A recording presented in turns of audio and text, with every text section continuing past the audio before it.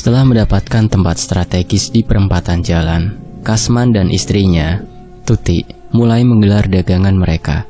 Satu persatu pembeli mulai berdatangan, dan dalam beberapa bulan saja, warung nasi goreng Kasman mengalami kemajuan pesat. Bagi para pelanggan, nasi goreng Kasman memang sangat istimewa cita rasanya. Popularitasnya pun semakin meningkat, membuat Kasman semakin kaya raya. Namun ada hal aneh yang diamati oleh para pelanggan. Kasman selalu menyisakan nasi bertebaran di sekitar penggorengannya. Selain itu, tempat jualannya juga kurang bersih. Sampah seperti cangkang telur dan kulit timun seringkali berserakan, tidak pernah dibersihkan. Anehnya, meskipun warungnya jorok dan tidak terjaga kebersihannya, pembeli tetap datang silih berganti. Setiap hari, dagangannya selalu laris manis. Kasman memiliki seorang sahabat dekat bernama Roman. Roman sangat heran dengan kekayaan yang diraih Kasman. Meskipun ia tahu bahwa jalan yang ditempuh sahabatnya itu tidak benar. Seiring berjalannya waktu, Roman melihat perubahan mencolok pada diri Kasman.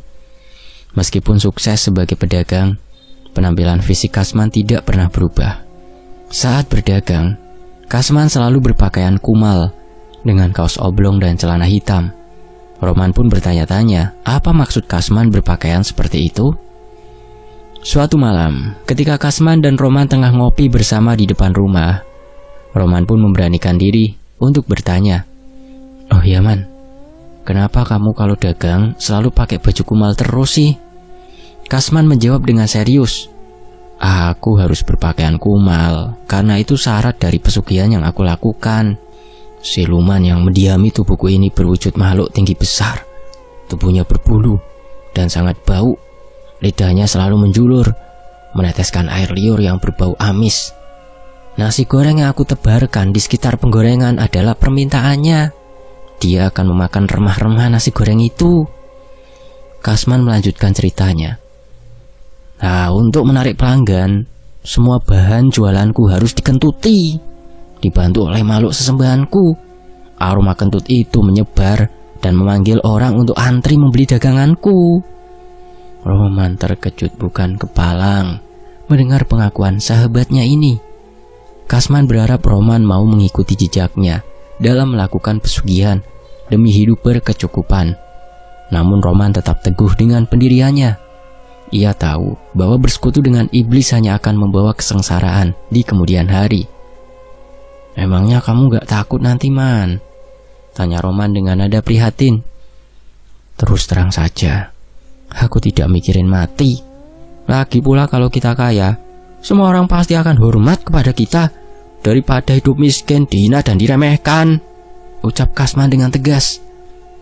Roman menghela nafas panjang. "Astagfirullah, kamu ini ya Man, keras kepala sekali." Tahun demi tahun berlalu, kehidupan keluarga Kasman semakin kaya raya. Semua anak dan istrinya hidup bergelimang harta. Namun, waktu terus berjalan dan Kasman mulai kehilangan pamor. Warung nasi gorengnya yang dulu terkenal, kini kalah saing dengan penjual baru. Para pelanggan mulai beralih ke warung lain yang katanya lebih enak dan lebih murah. Kondisi ini membuat Kasman semakin terpuruk. Kesehatannya memburuk hingga ia terbaring lemah di tempat tidur dengan perut yang membusung dan nafas yang sesak. Tubuhnya kurus kering dengan kedua kaki dan tangan tinggal tulang yang terbungkus kulit. Namun, perutnya membesar seperti wanita hamil 9 bulan. Kasman tak bisa berbaring karena setiap kali mencoba, nafasnya terasa sesak seolah ada yang menghimpit dadanya. Tuti dan anak-anaknya, bahkan saudara-saudaranya, mencoba membisikkan kalimat syahadat dan lafaz Allah di telinga Kasman, tetapi ia tidak menghiraukannya sama sekali. Ia hanya terus merintih kesakitan, sementara keluarganya hanya bisa menangis melihat penderitaannya. Upaya pengobatan sudah dilakukan. Hasil diagnosa dokter menunjukkan bahwa Kasman mengalami penyumbatan pada usus. Sudah seminggu ia tidak bisa buang air besar, bahkan kentut pun tidak bisa. Mungkin itulah yang membuat perutnya semakin membesar dan nafasnya semakin sesak. Dokter sudah memberikan resep obat, tetapi kotoran di perut Kasman tampaknya terus menumpuk. Para tetangga yang menyaksikan penderitaan Kasman hanya bisa mengusap dada dan mengucapkan istighfar. Mereka bertanya-tanya, apa dosa yang pernah diperbuat Kasman sehingga ia mengalami penyakit seperti itu? Setahu mereka, Kasman adalah seorang pedagang nasi goreng yang berhasil dan sukses. Ia dikenal sebagai orang dermawan dan baik hati. Dari hasil berjualan nasi goreng, Kasman memiliki rumah megah, sawah di beberapa tempat, serta beberapa kendaraan mewah. Akhirnya, Roman menyarankan agar Tuti membawa Kasman berobat ke orang pintar. Karena kondisi Kasman yang tak memungkinkan untuk dibawa pergi jauh, akhirnya orang pintar itu dipanggil ke rumah. Pak Woro, orang pintar tersebut, datang ke rumah Kasman. Setelah melihat kondisi Kasman, Pak Woro langsung menghela nafas berat. Ia kemudian meminta Tuti untuk menyiapkan beberapa bahan untuk pengobatan. Tolong siapkan daun kelor, sirih, dan kain putih. Lalu ambilkan air putih dan taruh di dalam baskom, pinta Pak Woro. Dengan segera Tuti dibantu oleh saudara-saudaranya mencari bahan-bahan tersebut. Setelah semuanya siap, Pak Woro mulai membacakan doa-doa di hadapan Kasman. Daun kelor dan sirih direndam dalam air itu hingga malam hari. Tepat tengah malam, Pak Woro mencipratkan air rendaman daun kelor ke perut Kasman yang membusung. Lalu bagian pusarnya dan saluran pembuangannya ditutup dengan daun sirih. Beberapa saat kemudian, hal aneh terjadi. Seperti ada kekuatan gaib yang menggerakkan perputaran angin dalam tubuh Kasman. Tak lama kemudian, Kasman merasa perutnya sangat mulas. Akhirnya, ia bisa kentut dan baunya yang sangat busuk pun tercium. Melihat Kasman buang angin, Pak Woro meminta kain putih. Ia kemudian memberingkan tubuh Kasman dan dengan tangannya terbungkus kain putih.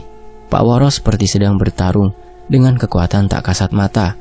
Setelah mengerahkan tenaga yang cukup besar, Pak Woro berhasil mengeluarkan sebuah benda dari anus Kasman dan membungkusnya dengan kain putih. Pak Woro, apakah kami bisa melihat benda yang diambil dari anus suami saya, Pak? Tanya Tuti. Kalau memang ibu tidak keberatan, saya akan perlihatkan. Tapi setelah itu, benda ini harus segera dibuang ke laut agar tidak disalahgunakan oleh orang lain. Jelas Pak Woro. Setelah membacakan doa-doa, Pak Woro membuka telapak tangannya yang terbungkus kain putih. Saat dibentangkan, tampak sebuah benda logam berbentuk seperti peluru. Kasman kemudian minta diantarkan ke kamar mandi. Saat itu ia mengeluarkan kotoran yang sangat banyak dengan warna kehitaman dan bau yang menyengat.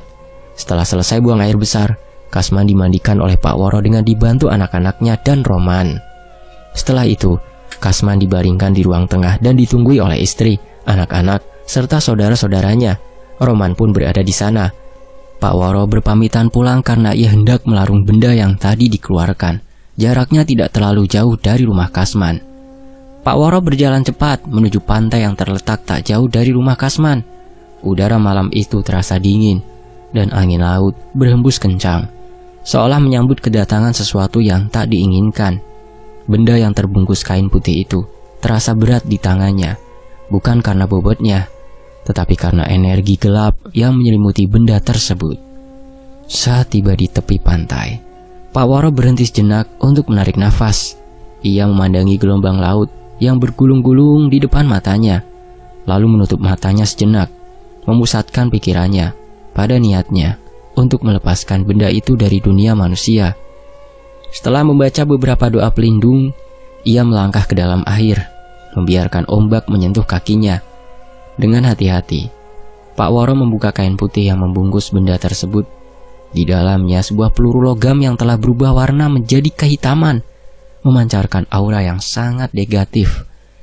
Ia bisa merasakan benda itu seolah hidup, berdenyut-denyut di tangannya, menandakan bahwa makhluk yang bersemayam di dalamnya masih mencoba mempertahankan diri. Dengan nama Allah yang Maha Kuasa, aku lepaskan dirimu kembali ke tempat asalmu. Jangan pernah kembali ke dunia ini, dan jangan pernah menebar kejahatan lagi, ucap Pak Woro dengan tegas. Suaranya menggema di tengah malam yang sunyi. Dengan satu gerakan cepat, Pak Woro melemparkan peluru tersebut sejauh mungkin ke tengah laut. Benda itu terhempas ke dalam air dengan suara pelan, dan seketika itu juga, angin yang tadinya berhembus kencang mendadak berhenti. Suasana menjadi hening, seolah alam menyaksikan pelepasan sesuatu yang telah lama membebani dunia ini. Pak Woro berdiri diam di tepi pantai, memastikan bahwa benda tersebut telah tenggelam jauh ke dasar laut dan tak akan kembali. Setelah beberapa saat, ia menghela nafas panjang, merasa lega bahwa tugas berat ini telah tunai diselesaikan. Ia berbalik dan berjalan kembali ke rumah Kasman. Di sana suasana sudah lebih tenang. Kasman yang tadi terbaring lemah, sekarang terlihat lebih tenang setelah perutnya mengempis dan warna kulitnya sedikit lebih sehat. Keluarganya pun mengucapkan syukur sambil berdoa agar kondisi Kasman segera membaik sepenuhnya. Namun Pak Woro tahu bahwa meskipun benda tersebut telah dibuang, dosa yang melekat pada jiwa Kasman tak akan mudah terhapus.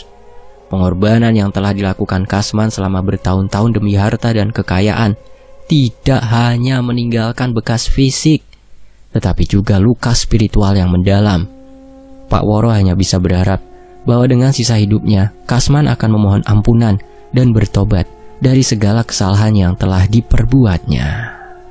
Malam itu, setelah semuanya tenang, Kasman memanggil keluarganya dengan suara yang lemah tapi tulus. Ia meminta maaf kepada Tuti, anak-anaknya, dan Roman, sahabat karibnya, yang tahu semua tentang rahasia dirinya. Ia mengakui semua kesalahan dan ketamakannya, serta berharap mereka bisa menjalani kehidupan yang lebih baik tanpa mengikuti jejaknya. Kasman menyadari bahwa semua kekayaan yang ia peroleh tidak sebanding dengan penderitaan yang harus ia alami di akhir hidupnya. Setelah Kasman mengalami hal yang tidak wajar, bisa mengeluarkan sesuatu benda dari anusnya, dan sekarang Kasman hanya tergeletak di tempat tidur, Roman, yang merasa bahwa keluarganya Kasman berhak mengetahui kebenaran, memutuskan untuk berbicara dengan Tuti dan anak-anaknya. Pada suatu malam, ketika suasana sudah sedikit tenang, Roman mengajak mereka berkumpul di ruang tengah. Wajah-wajah mereka yang lelah dan sedih memandang Roman dengan penuh harap, ingin memahami apa yang sebenarnya terjadi. Mbak Tuti, anak-anak, aku ingin berbagi sesuatu yang mungkin tidak mudah untuk kalian dengar. Tapi aku merasa ini penting agar kalian mengerti mengapa semuanya bisa terjadi seperti ini, kata Roman membuka pembicaraan dengan suara lembut. Tuti mengangguk pelan, begitu juga anak-anaknya.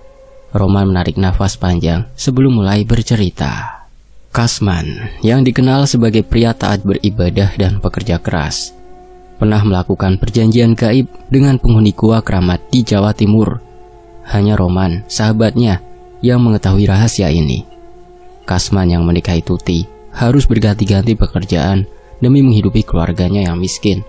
Meski sudah memiliki 4 anak, kehidupannya tak juga berubah.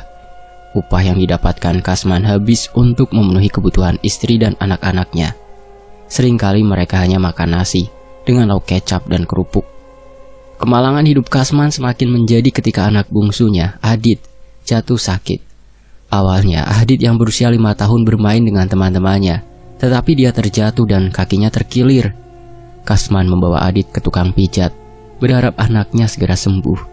Namun ternyata kondisi Adit semakin memburuk, kakinya membengkak dan mulai mengeluarkan bau busuk. Roman yang datang menjenguk menyarankan Kasman membawa Adit ke dokter. Namun Kasman hanya bisa mengeluh.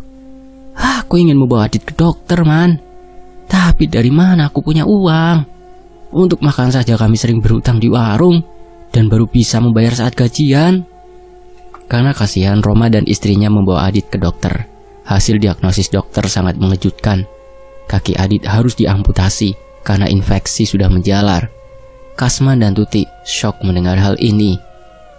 Pikiran Kasman yang kalut membuatnya berkenalan dengan dunia hitam. Lewat seorang teman buruh, Kasman mendengar tentang lokasi pesugihan di salah satu gunung. Dengan mata gelap, Kasman nekat mengikuti ritual tersebut, berharap mendapatkan banyak uang untuk menyembuhkan Adit dan mengubah nasib keluarganya yang miskin. Ketika Kasman menceritakan rencananya kepada Roman, Roman mencoba menasihatinya agar tidak melakukan hal tersebut. Namun, Kasman tetap bersikeras. Dia bertekad ingin merubah hidupnya. Kasman menitipkan istri dan anak-anaknya kepada Roman sebelum berangkat ke Jawa Timur. Roman mengantar Kasman ke terminal bus dan hanya bisa memberikan sedikit uang untuk bekal makan. Kepada istrinya, Kasman berbohong, mengatakan bahwa dia dikontrak sebagai buruh bangunan di sebuah perusahaan. 2 minggu setelah kepergiannya, malapetaka menimpa keluarga Kasman. Adit tiba-tiba mengalami demam tinggi hingga tubuhnya kejang-kejang. Roman, istrinya, dan Tuti segera membawa Adit ke rumah sakit. Tetapi nyawa Adit tidak tertolong. Dokter menjelaskan bahwa kaki Adit sudah membusuk dan infeksinya telah menjalar ke seluruh tubuh yang menjadi penyebab kematiannya. Di mata masyarakat, kematian Adit dianggap sebagai akibat dari penyakit yang dideritanya. Namun, di alam gaib, kematian Adit adalah bukti keberhasilan Kasman dalam ritual pesugihannya. Tanpa sepengetahuan siapapun, Adit telah menjadi tumbal bagi penghuni gaib sebagai bayaran atas perjanjian yang dibuat Kasman. Di sela-sela Roman bercerita, Bu Tuti pun berkomentar, karena setelah kematian Adit, Tuti mulai mengalami serangkaian gangguan yang semakin hari semakin membuatnya merasa cemas dan ketakutan. Malam-malamnya tidak lagi tenang. Setiap kali dia mencoba memejamkan mata, bayangan Adit selalu muncul dalam mimpinya. Dengan kaki yang membengkak dan wajah penuh rasa sakit, mimpi-mimpi ini terasa begitu nyata, seakan-akan Adit mencoba mengatakan sesuatu, namun suaranya tertahan oleh rasa sakit yang mendalam. Bukan hanya mimpi buruk yang menghantui Tuti. Di rumahnya, Tuti sering mendengar suara tangisan anak kecil yang samar-samar, seperti berasal dari kamar Adit. Ketika dia mendekati kamar tersebut, suara itu hilang begitu saja. Beberapa kali Tuti menemukan mainan-mainan Adit berpindah tempat, seakan ada yang memainkannya. Mainan favorit Adit yang seharusnya sudah disimpan di dalam lemari, seringkali muncul di atas tempat tidur tanpa ada yang menyentuhnya. Selain itu, Tuti merasa rumahnya dipenuhi dengan bau busuk yang tak kunjung hilang. Bau amis bercampur dengan bau kemenyan sering tercium dari sudut-sudut rumah, terutama di kamar Adit. Tuti berusaha membersihkan rumahnya, membakar wangian, dan bahkan memanggil tetangga untuk membantu. Namun bau itu tetap ada. Tak jarang saat malam tiba, Tuti mendengar suara langkah kaki kecil yang berlari di lorong rumah. Suara yang begitu mirip dengan suara langkah Adit ketika masih hidup. Puncaknya suatu malam, Tuti terbangun karena mendengar suara berbisik di telinganya. Suara itu begitu dingin dan penuh dengan rasa duka, menyebut namanya dengan suara anak kecil. "Bu, Ibu." Tuti membuka matanya dengan cepat dan melihat bayangan samar Adit berdiri di ujung tempat tidur, memandangnya dengan tatapan kosong. Dia menjerit, namun ketika lampu dinyalakan, bayangan itu hilang, meninggalkan Tuti dalam ketakutan yang mendalam. Gangguan-gangguan ini membuat Tuti semakin yakin bahwa kematian Adit bukanlah sesuatu yang wajar. Dan ketika Roman akhirnya menceritakan rahasia kelam Kasman, Tuti hanya bisa menangis terisak dan menyangkut pautkannya, menyadari bahwa suaminya telah menyeret keluarga mereka ke dalam kegelapan yang tak berujung. Sementara itu, saat Kasman pulang dari ritualnya, sebulan kemudian Kasman pulang ke kampung halamannya. Ketika diberitahu oleh Tuti bahwa Adit telah meninggal, Kasman berpura-pura menangis. Namun di dalam hatinya dia merasa puas karena pesugihannya berhasil. Malam itu setelah makan, Kasman menyerahkan setumpuk uang kepada Tuti. Tuti terkejut melihat banyaknya uang itu, sesuatu yang belum pernah dia lihat seumur hidupnya. "Bu, ini ada sedikit uang dari hasil kerja di sana. Aku ingin kita mengubah hidup dan mulai membuka bisnis usaha baru. Aku sudah capek jadi buruh, Bu," kata Kasman. "Ya Allah, Pak, ini banyak sekali uangnya. Buat usaha apa ya, Pak?" tanya Tuti. "Bagaimana kalau kita buka usaha nasi goreng saja, Bu? Di desa kita ini kan jarang ada pedagang nasi goreng. Di sana aku sering lihat pedagang nasi goreng selalu laris manis loh," jawab Kasman. "Lah tapi, memangnya Bapak yakin kita mampu jualan? Apalagi Bapak kan selama ini tidak pernah masak," ucap Tuti ragu. "Sudahlah, Bu, yakin saja. Yang penting nanti Bu bantuin Bapak ya. Kita cari lapak," kata Kasman meyakinkan. Karena malam semakin larut, mereka pun masuk ke kamar untuk beristirahat. Singkat cerita, mereka menemukan lapak di sebuah jalan desa yang berlokasi pas di dekat perempatan. Strategis sekali ini. Singkat cerita, usaha nasi goreng mereka sangat laris manis. Namun Tuti mulai mendapat hal-hal aneh di rumah dan di warung. Suatu malam, ketika sedang di warung, Tuti melihat wajan penggorengan bergerak sendiri. Pelan-pelan nasi yang ada di wajan semakin habis.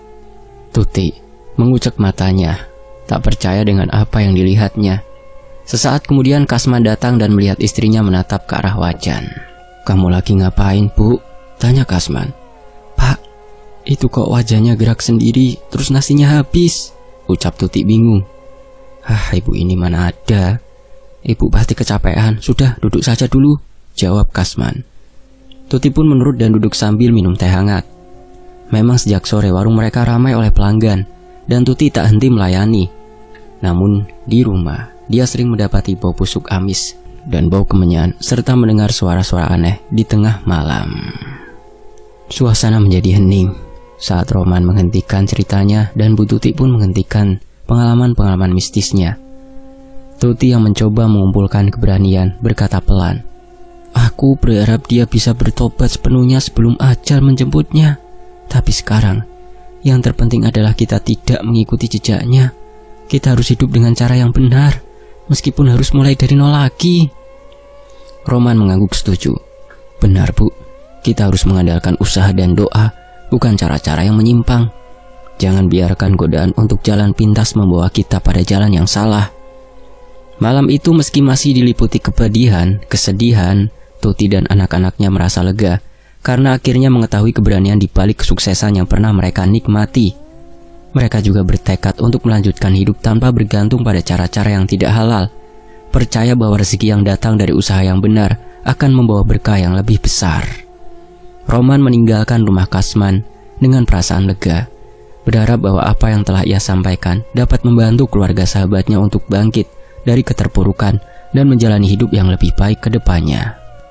Beberapa hari setelah percakapan itu, kehidupan di rumah Tuti dan anak-anaknya mulai berjalan perlahan, meskipun dengan berat hati. Mereka harus terbiasa dengan kenyataan bahwa warung nasi goreng Kasman tidak lagi bisa diandalkan sebagai sumber penghidupan. Namun dengan tekad yang kuat, Tuti memutuskan untuk mencoba peruntungan dengan cara yang berbeda. Tuti yang selama ini lebih banyak berperan sebagai ibu rumah tangga, mulai mendalami memasak nasi goreng yang sedikit demi sedikit dia belajar dari Pak Kasman.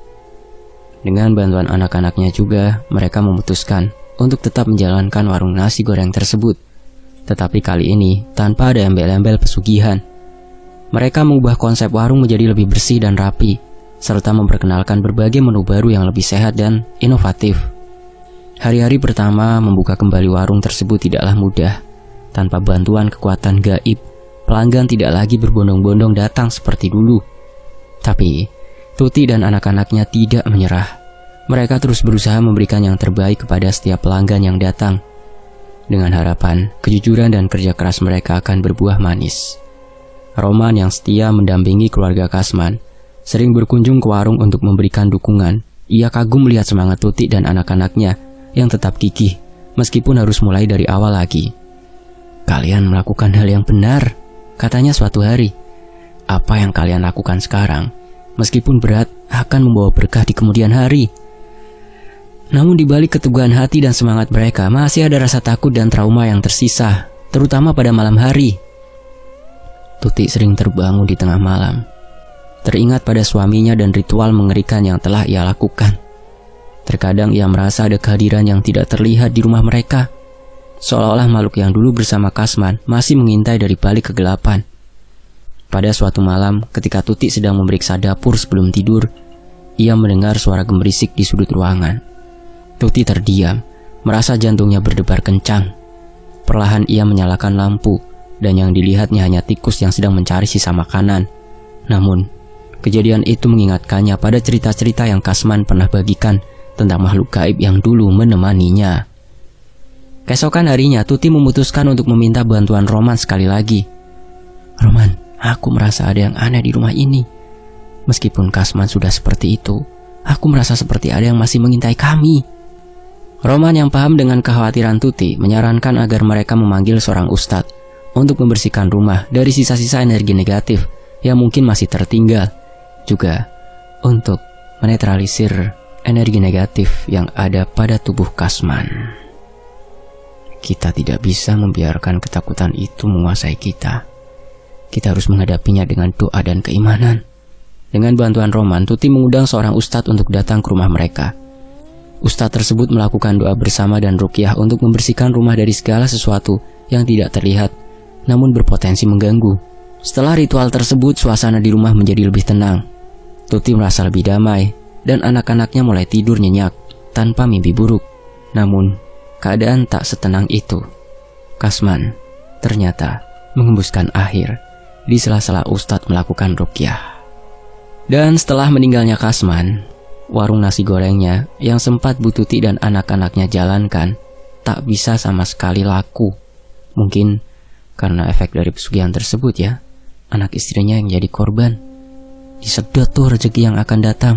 Namun walau seperti itu, Tuti dan anak-anaknya merasa bersyukur masih selamat dan bisa melanjutkan hidup. Dalam hati Tuti tahu bahwa jalan yang mereka pilih mungkin lebih sulit.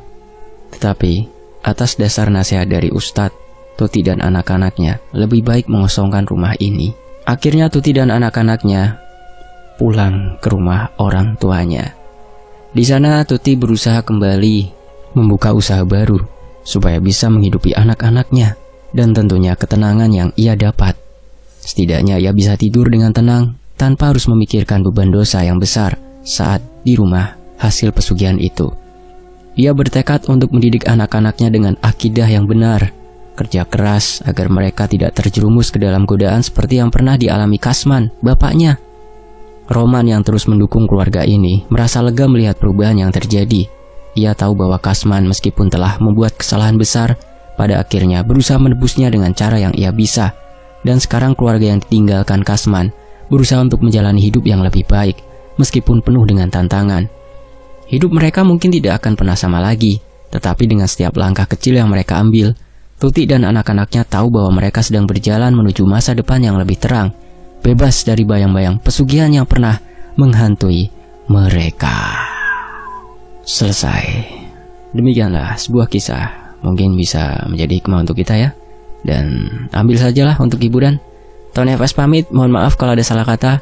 Wassalamualaikum. Tetap di Tony FS.